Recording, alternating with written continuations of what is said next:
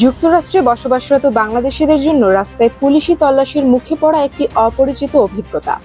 এই মুহূর্তে আতঙ্কিত না হয়ে কি করতে হবে এবং আমেরিকার সংবিধান একজন সাধারণ নাগরিককে কতটা সুরক্ষা দেয় সে বিষয়ে অনেকেরই স্পষ্ট ধারণা নেই।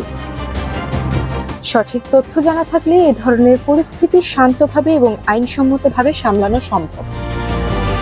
প্রথম করণীয়, শান্ত থাকুন। পুলিশের সাইরেন শুনলে প্রথমেই আতঙ্কিত হওয়া যাবে না। ধীরে ধীরে রাস্তার ডান পাশে নিরাপদ স্থানে গাড়ি থামাতে হবে। 2 হাত স্টিয়ারিং হুইলের উপর রাখুন যাতে পুলিশ বাইরে থেকে স্পষ্ট দেখতে পান। হঠাৎ কোনো অঙ্গভঙ্গি বা তাড়াহুড়ো করলে ভুল বোঝাবুঝি তৈরি হতে পারে, যা পরিস্থিতি আরো জটিল করে তুলতে পারে।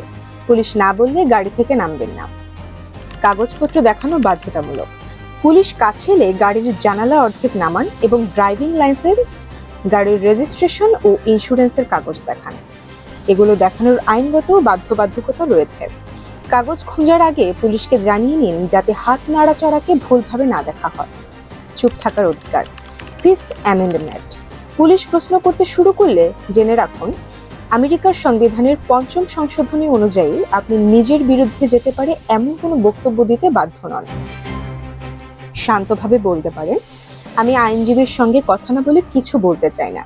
এটি আপনার সাংবিধানিক অধিকার এবং পুলিশ সেই অধিকারকে সম্মান দেখাতে বাধ্য। গ্রেপ্তারের মুখে পড়লে 6th অ্যামেন্ডমেন্ট।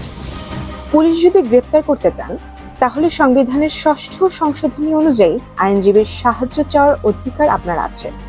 স্পষ্টভাবে বলুন, আমি আমার আইনজীবীর সঙ্গে কথা বলতে চাই। এই মুহূর্তে যত কম কথা বলবেন ততই নিরাপদ, কারণ আপনার প্রতিটি কথা আদালতে প্রমাণ হিসেবে ব্যবহার হতে পারে। তল্লাশির ক্ষেত্রে 4th অ্যামেন্ডমেন্ট। পুলিশ গাড়ি বা ব্যাগ তল্লাশি করতে চাইলে প্রশ্ন করুন সার্চ ওয়ারেন্ট আছে কিনা। সংবিধানের 4র্থ সংশোধনী নাগরিকদের অযৌক্তিক তল্লাশি থেকে সুরক্ষা দেয়। তল্লাশিতে আপনার সম্মতি না থাকলে তা স্পষ্টভাবে জানিয়ে দিন। সম্মতি ছাড়া তল্লাশি আইনগতভাবে প্রশ্নবিদ্ধ হতে পারে। ভাষা সমস্যায় অনুবাদক চাওয়ার অধিকার। ইংরেজিতে সাবলীল না হলে ঘাবড়ানোর কিছু নেই।